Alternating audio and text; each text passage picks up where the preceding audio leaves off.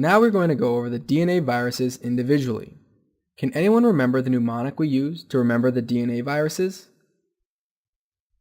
Remember, the DNA viruses are happy. Take a moment to think about all the different viruses in your head. The DNA viruses include herpes, hepadina, adeno, parvo, papilloma, polyoma, and poxvirus families. Remind me again, where do all the DNA viruses replicate? They replicate in the nucleus. Very good. And what is the one exception? That would be our friend the poxvirus. Let's start with arguably the most important group of DNA viruses, the herpes family. When I thought of herpes viruses before medical school, I thought of it as a virus that causes nasty cold sores on your lip or causes a scary sexually transmitted disease. Then I found out that the herpes viruses are actually a family of viruses that includes 8 distinct viruses: herpes simplex virus 1, 2, varicella zoster virus, Epstein-Barr virus, cytomegalovirus, human herpes virus 6, human herpes virus 7, and human herpes virus 8. As we mentioned earlier, these are all enveloped and double-stranded DNA viruses. We can see on the slide here the different diseases associated with each of these viruses. Guys, this is extremely high yield for board exams. The way they will test you on this subject is to present a clinical case with the classic disease features and have you identify the virus. Then they could ask you, instead of which virus is this, they could say, what type of virus is this? DNA or RNA, etc. So to briefly go through them, HSV1 can cause 4 separate diseases. It can cause keratoconjunctivitis. It can cause those mucocutaneous lesions we know as cold sores. And it can cause genital lesions, just like HSV2.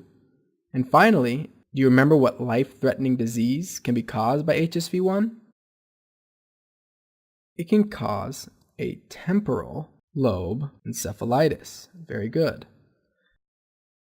Now, keratoconjunctivitis means inflammation of the cornea, kerato, and the conjunctiva. That's why it means keratoconjunctivitis. The herpes virus can infect these epithelial cells and cause very bad disease. So if you happen to have a cold sore, don't touch it and then touch your eye.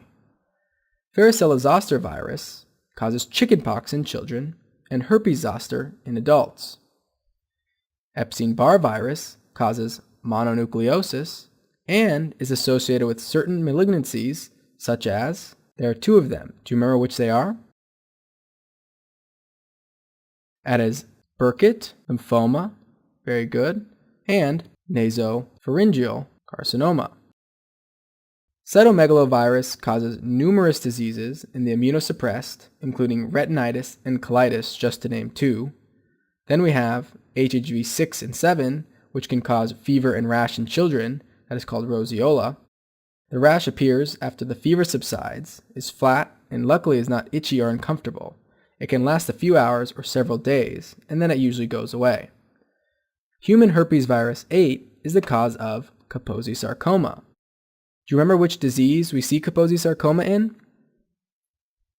We typically see this in patients with AIDS. Very good. The only hepadinavirus you will need to know is the hepatitis B virus. Do you know what kind of symptoms you would see in a patient with acute hepatitis B infection? You would see a patient with jaundice, right upper quadrant pain, and typically pretty bad malaise. Very good. The adenovirus accounts for a variety of clinical manifestations, including a febrile pharyngitis or a sore throat, and rhinitis with common cold symptoms. But more seriously, it can cause pneumonia, hemorrhagic cystitis with hematuria, and a non-purulent conjunctivitis. Here are 2 images of conjunctivitis. It is important to remember that you can divide conjunctivitis into purulent or pus-filled or non-purulent or non-pus-filled conjunctivitis. Can you tell me which one is which in these images? Well, a viral conjunctivitis, such as the one caused by our friend the adenovirus, would cause a non-purulent conjunctivitis, which we see in this image right here. A purulent conjunctivitis, which could be seen, say, in gonorrhea, is seen here. We can see the more pus-filled type of exudate from the eye rather than a more serous or watery exudate from the eye in this child here. The next virus is parvovirus. Do you remember how it differs from the other DNA viruses? Remember, it is the only single-stranded DNA virus. It is part of a virus. The other names used for this virus are B19 virus or slap cheek disease virus. And why is it called this? It is called this because it is responsible for causing a rash known as erythema infectiosum. We can actually see this here on this little boy's cheeks. We can see bright red rashes on the cheeks, and that's why it's called slap cheek disease. Interestingly, in adults, parvovirus does not cause a rash, but instead it causes arthritis, similar to rheumatoid arthritis. So in adults, we get an arthritis. So in children, we get erythema infectiosum. In adults, we get rheumatoid arthritis-like symptoms.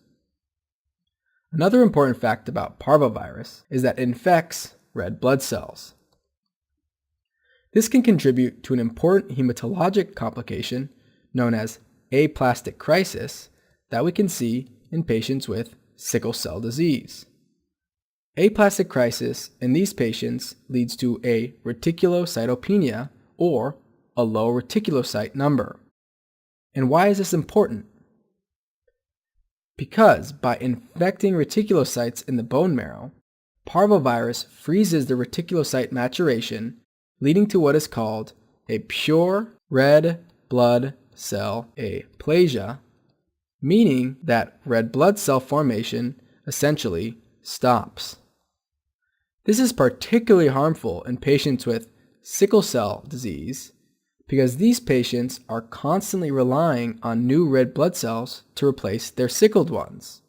With parvovirus B19 preventing this RBC maturation, there is a sudden drop in hematocrit and hemoglobin, which is bad news in a patient with sickle cell and can be life-threatening. So remembering back to hematology for a moment, what range of mean corpuscular volumes would you expect to see in a patient with sickle cell disease?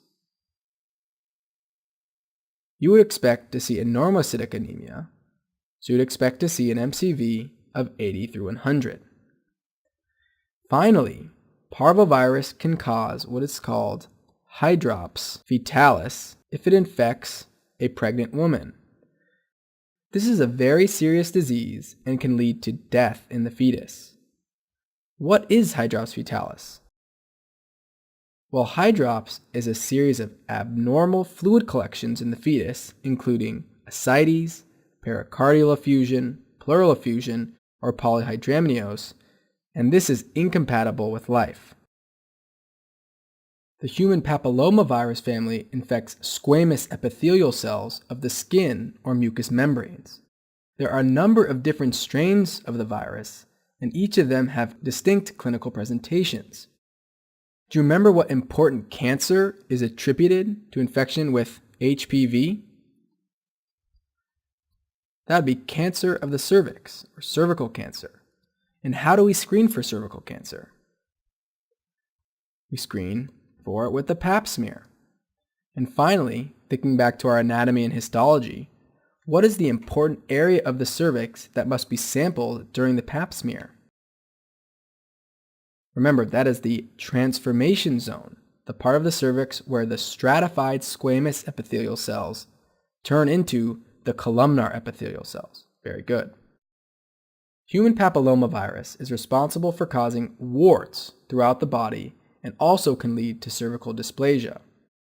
Like I just mentioned, different HPV strains are responsible for causing either the disease. For genital warts or for warts throughout the body, the HPV strain is usually numbers less than 15. For dysplasia of the cervix, the serotypes or the types of the virus are usually greater than 15. The strains below 15 include 1, 2, 6, and 11, and can cause the skin warts on the face, hands, feet, or genitals. Remember, these are benign warts and typically will self-resolve. Human papillomavirus 6 and 11 count for 90% of the anogenital warts, which are also called condyloma acuminata.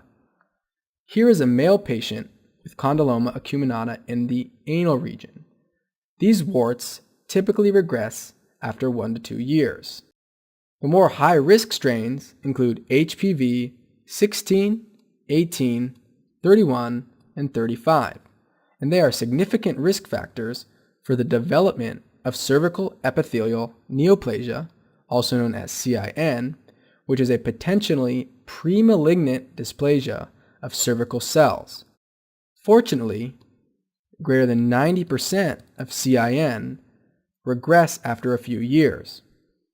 However, this dysplasia is more serious in immunocompromised patients because they do not have a strong enough immune system to handle the dysplastic cells.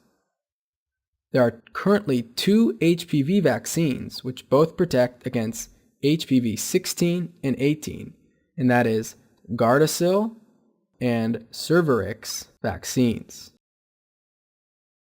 Our next virus is the polyomavirus family, which has 2 viruses, the JC and BK viruses.